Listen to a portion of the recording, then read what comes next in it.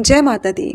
आइए सभी भक्तजन मिलकर भक्ति भाव से दुर्गा सप्तशती के आखिरी अध्याय यानी 13वें अध्याय का पाठ करें। ऋषि बोले, हे राजन, इस प्रकार मैंने देवी जी का उत्तम महात्म्य तुम्हें कह सुनाया। जिसने इस जगत को धारण कर रखा है वह देवी इस प्रकार के प्रभाव वाली है। वही देवी विद्या उत्पन्न करती है, उसी विष्णु की माया नहीं। हे राजन, तुमको इस वैश्य को तथा और भी विवेकवान जनों को मोहित कर रखा है। यह पहले भी मोहित थे, फिर आगे भी मोहित होंगे। इसलिए हे महाराज, तुम उसी परमेश्वरी की शरण में जाओ, क्योंकि वही देवी आराधना करने पर मनुष्यों को भोग, स्वर्ण एवं मोक्ष आदि प्रदान किया करती हैं। मार्कंडेय जी बोले, इस प्रकार ऋषि के वचन सुनकर उस राजा सुरत ने प्रशस्त व्रतों का पालन करने वाले महाभाग मेधा महर्षि जी को प्रणाम किया। वह राजा जो ममतादायक राज्य के छिन जाने पर बहुत ही खिन्न हो चुका था, तुरंत ही तप करने चला गया। हे महामुनि, वह वैश्य भी तप करने गया। वे दोनों नदी के किनारे बैठकर तप करने लगे। इस प्रकार उन दोनों ने देवी आराधना के लिए नदी के किनारे देवी जी की मिट्टी की मूर्ति बनाई। फिर पुष्प, धूप, दीप, हवन, तर्पण आदि से धीरे धीरे आहार थोड़ा करते हुए निराहार होकर एकाग्रता से देवी जी में मन लगाकर एकचित्त होकर करे देवी जी की आराधना करने लगे। उन दोनों ने बलि प्रदान के समय अपने अंगों के रुधिर का प्रोक्षण किया।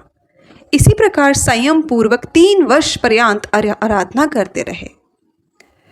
तब तो जगत को धारण करने वाली देवी ने प्रत्यक्ष होकर दर्शन दिया और तब राजा से चंडिका देवी जी बोली, हे राजन, हे कुलनंदन, तुम दोनों जिस अभीष्ट की प्राप्ति के लिए मेरी प्रार्थना करते रहे हो वह मुझसे मांगो। मैं प्रसन्न हूँ और तुम्हें सब कुछ दूंगी। मार्कंडेय जी बोले, तब राजा ने तो दूसरे जन्म में अक्षय रहने वाला राज्य मांगा और इस जन्म में शत्रु सेना का बलपूर्वक नाश करके फिर अपने राज्य की प्राप्ति का वर मांगा। वैश्य का तो चित्त संसार से खिन्न हो चुका था, इसलिए उस बुद्धिमान ने उस ज्ञान का वर मांगा जिसके द्वारा संसार की अहंता, ममतात्मक आसक्ति नष्ट हो जाए।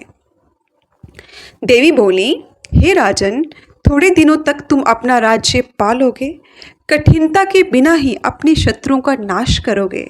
वहीं पर तुम्हारा राज्य स्थिर हो जाएगा। फिर देहांत होने पर सूर्य देव के अंश द्वारा जन्म पाकर इस पृथ्वी पर आप सवर्णिक नाम के मनु होंगे। हे श्रेष्ठ वैश्य, तुमने जो उत्तम वर मांगा है मैं उस वर को अवश्य देती हूँ। मोक्ष प्राप्ति के लिए तुम्हें इस ज्ञान की प्राप्ति होगी। मार्कंडेय जी बोले, इस प्रकार देवी जी ने उन्हें अभिलाषित वर दिए। फिर उन दोनों की भक्ति पूर्वक की हुई स्तुति से प्रसन्न होकर देवी तत्काल ही अंतर्ध्यान हो गई। इस प्रकार वे क्षत्रिय श्रेष्ठ सुरत देवी से वर पाकर फिर सूर्य से उत्पन्न होकर सवर्णी नामक मनु होगा।